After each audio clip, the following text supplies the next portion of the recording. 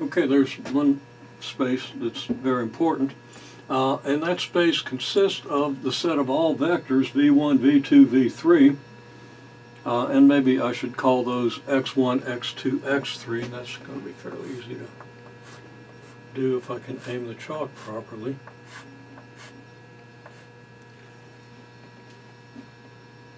Okay, set of vectors x1, x2, x3 that map to the 0 vector.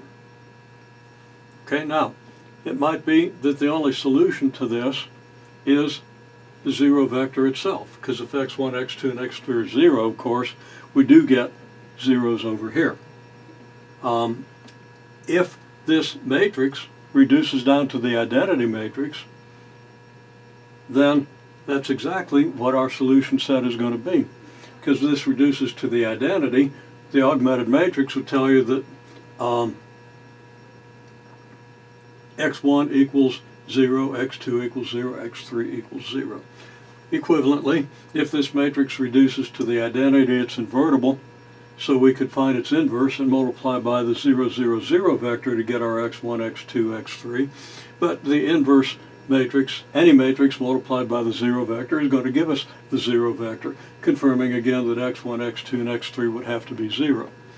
Okay? Now, if this matrix isn't invertible, then it's going to reduce to something that has a row of zeros here. Okay, you are going to get you're going to get a row of zeros. Okay, it's the only way this thing can fail to reduce to the identity. So if you have a row of zeros here, that means that you're going to be able to express at least two of these. Well, you're going to be able to express some of these in terms of one or two of the others. Okay, and you're familiar with this. In this case, the solution set, well, in any case, the solution set is the set of vectors x1, x2, x3 that form what we call the kernel of the transformation. Now we can draw a picture of this. Okay, this being a 3 by 3 matrix, it acts on columns of length 3, and we get 3 columns. So this vector is in R3, this vector is in R3. So we're mapping vectors in R3 onto other vectors in R3. The kernel turns out to be a subspace. You can verify that if two vectors both map onto 0, that any linear combination of those two vectors is going to map onto 0. So the subspace might have dimension 0. It might be that the only thing in here that maps onto the 0 vector is the 0 vector, as we've just talked about.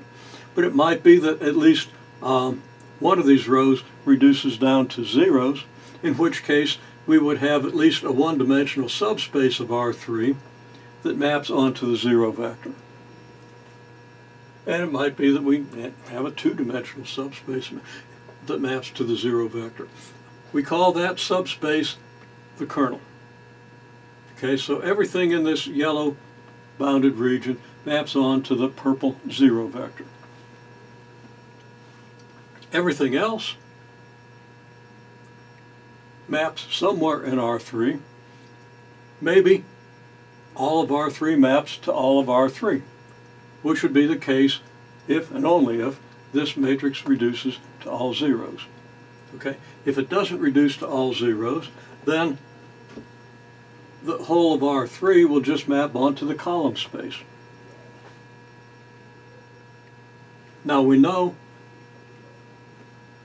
I believe we know at this point, and if not, it's in the assignment, it's something you need to understand, that the dimension of the kernel plus the dimension of the row space has to equal the dimension of the whole space. Also, the dimension of the row space is equal to the dimension of the column space. From this, we could conclude the dimension of this space is 3. Why is it 3? Because there's a basis with 3 vectors. A basis is a linearly independent spanning set consisting of 3 vectors. R3 is spanned by any set of 3 vectors that's linearly independent, it turns out. Okay, it has dimension 3, in other words. Okay, if this matrix was to reduce down to just one row of zeros and the other two rows with leading ones, then the dimension of the kernel would be 1. There would be multiples of a single vector that map onto 0. The kernel would have then dimension 1, and the row space, which is everything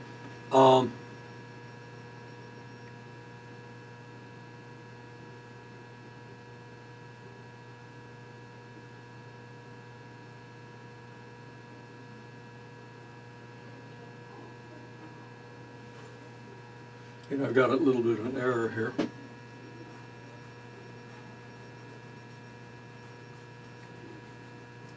I got carried away, drew these green lines inside here.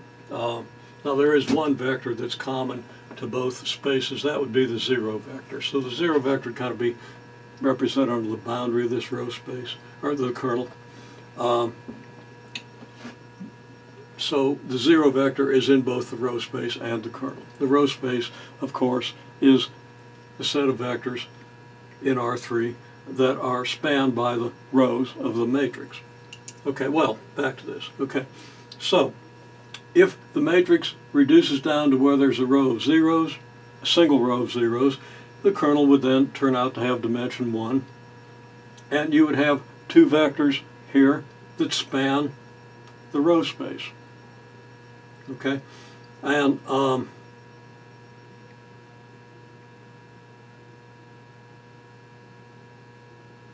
there's some other problems with this picture. I kind of got carried away with these green lines, as I said. So I'm going to have to come back in just a second so I can say what I want to say.